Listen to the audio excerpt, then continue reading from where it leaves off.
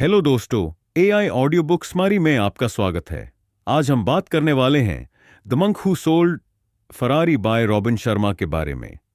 रात का वक्त था। हर किसी के चेहरे पर एक थकान थी, जैसे वह दुनिया के सारे बोझ को अपने कंधों पर ढो रहे हों।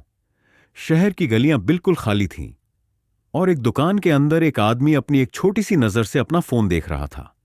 वो एक सीईओ था, अपने करियर में सबसे ऊपर, सबसे ज्यादा पैसे, सबसे बड़ा घर, सबसे तेज कार, लेकिन अंदर से कुछ खाली था। वो आदमी था जूलियन मेंटल। शायद तुम सोचो, क्या उसे इतना कुछ मिलने के बाद भी वह खाली था? लेकिन हकीकत यह थी कि वह अपनी अंदर की बेजारी को कभी छुपा नहीं सका। जितनी दौलत उसने कमाई, उतना ही अंदर से टूटता गया। फिर एक दिन सब कुछ छोड़कर वो हिमालय की ओर निकल पड़ा, ताकि वह अपने जीवन का असली उद्देश्य ढूंढ सके। और इस सफर ने उसे वह सिखाया जो शायद हम सभी को जरूरत है। एक बेहतर, शांत और सच्चा जीवन जीने के लिए क्या चाहिए। यह कहानी कोई और नहीं बल्कि जूलियन मेंटल की है। वो एक वकील था जो अपनी कामयाबी की चमकदमक में खो गया था। क्या आपको लगता है कि वह खुश था? नहीं। क्या आपको लगता है कि वह सही दिशा में चल रहा था? नहीं। लेकिन फिर उसने यह जाना, सच्ची खुशी पैसे में नहीं, बाहरी चीजों में नहीं, बल्कि अंदर की शांति में है। उसके लिए यह सफर आसान नहीं था। पहले वह हिमालय में एक मोनेस्ट्री गया, जहां उसे सिखाया गया कि डिसिप्लिन और माइंडफुलनेस से जिंदगी को सही दिशा दी जा सकती है। कितनी बार हम सोचते हैं कि हमें और अधिक चाहिए, एक बड़ी कार, एक बड़ा घर, लेकिन क्या वह सच में हमें शांति और खुशी देते हैं? जूलियन मेंटल ने अपने जीवन में सबसे ज्यादा जो महसूस किया, वो था पर्पस का अभाव। वो दिनरा सिर्फ दौलत, शोहरत और कामयाबी के पीछे दौड़ता रहा, लेकिन अंदर से खाली था। किसी भी बड़े शहर की तरह उसकी जिंदगी भी भागती हुई एक रेस बन चुकी थी। रोज सुबह उठता काम एक खो जाता, फिर रात को थक हार कर सो जाता। यह एक एंडलेस साइकिल बन गई थी, जहां हर दिन वही पुरानी कहानी दोहराई जाती थी। लेकिन एक दिन अचानक उसने खुद से सवाल किया, क्या मैं इसी जिंदगी के लिए पैदा हुआ था? उसे अपनी जिंदगी का पर्पस समझ में आया और फिर उसने तय किया कि उसे इस पर्पस को खोजने के लिए सब कुछ छोड़ देना होगा। किताब में कहा गया, बिना मकसद के जीना जीपीएस के बिना गाड़ी चलाने जैसा है। अगर तुम जानते नहीं हो कि तुम किस दिशा में जा रहे हो, तो तुम्हारा सफर सिर्फ भाग दौड़ बनकर रह जाएगा और अंत में तुम महसूस करोगे कि तुम कहीं भी नहीं पहुंचे। सोचो, तुम रोज सुबह उठते हो और दौड़ने लगते हो, लेकिन क्यों? सिर्फ पैसे कमाने के लिए, दूसरों को इंप्रेस करने के लिए। अगर हम अपनी जिंदगी का असली उद्देश्य नहीं जानते, तो हम जैसे जैसे आगे बढ़ते हैं, सिर्फ सर्वाइवल मोड में जीते जाते हैं। कभी कभी यह जिंदगी सिर्फ रुक रुक कर भागने के जैसे महसूस होती है। हम जानते नहीं कहां जा रहे हैं, बस चलते जा रहे हैं। हर दिन खुद से एक सवाल पूछो, मैं क्यों जिंदा हूं? और उस सवाल का जवाब ढूंढने की कोशिश करो। यही तुम्हारी जिंदगी का असली पर्पस बन सकता है, जो तुम्हें एक सही दिशा दे सकता है। तुम क्या सोचते हो?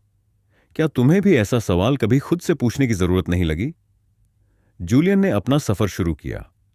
वो जानता था कि अगर उसने अपनी जिंदगी का उद्देश्य खोज लिया, तो बाकी सारी चीजें खुद ब खुद सही दिशा में चलने लगेंगी। और यही होता है जब हम अपने पर्पस को पहचानते हैं, हमारी जिंदगी में क्लैरिटी आ जाती है। जूलियन ने हिमालय में अपनी जर्नी शुरू की, जहां उसे सिखाया गया कि जीवन का असली पर्पस हमारी आत्मा में है और उसे खोजने के लिए हमें अपने भीतर की आवाज को सुनना होगा। जूलियन मेंटल की तरह हम सभी को यह समझने की जरूरत है कि पर्पस न सिर्फ हमारे लिए एक रास्ता है, बल्कि यह हमें हर दिन जीने की एक वजह देता है। हम सिर्फ जीने के लिए नहीं जीते, बल्कि हमें यह जानने की जरूरत है कि हम क्यों जी रहे हैं। यह सवाल हमारे जीवन को बेहतर बना सकता है और हमें हमारी मंजिल की ओर बढ़ने का सही रास्ता दिखा सकता है। जब जूलियन में मेंटल ने अपना सब कुछ छोड़कर हिमालय की ओर सफर किया था, तो उसने सोचा था कि यह सफर सिर्फ बाहर की दुनिया से अलग होने का नहीं है, बल्कि यह अपने अंदर की दुनिया को ठीक से समझने का भी है। वो अपनी जिंदगी में जिस चीज से सबसे ज्यादा जूझ रहा था, वो थी अपना माइंड। जब उसने पूरी जिंदगी में खुद को बाहरी चीजों में उलझा लिया था, तो उसने कभी अपनी थॉट्स पर ध्यान नहीं दिया। उसे अब एहसास हुआ कि उसके अंदर जो नेगेटिव थॉट्स पल रहे थे, वो ही उसकी असल रुकावट बन गए थे। अब उसकी असली लड़ाई अपने माइंड को मास्टर करने की थी। इस बीच अगर आपको यह कहानी पसंद आ रही है तो लाइक जरूर करें, कमेंट में अपनी फीलिंग्स शेयर करें और वीडियो को अपने दोस्तों तक पहुंचाएं। आप देख रहे हैं अनिल सहारण, जहां हम आपकी पसंदीदा किताबों की कहानियां आपकी अपनी भाषा में लाते हैं।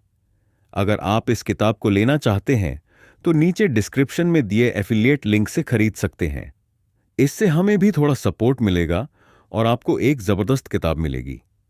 चलिए अब वापस चलते हैं कहानी की उसी मोड़ पर जहां से सब कुछ बदलने वाला था। जूलियन जब हिमालय में एक छोटे से गांव में पहुंचा तो वहां के एक साधु ने उससे कहा, अगर तुम अपने माइंड पर काबू नहीं पा सकते तो यह तुम्हें काबू कर लेगा, और जब माइंड तुम्हारा मालिक बन जाए तब चाहे तुम कितना भी भाग लो, सुकून कभी नहीं मिलेगा। जूलियन ने वहां सीखा कि मन एक बगीचे की तरह होता है।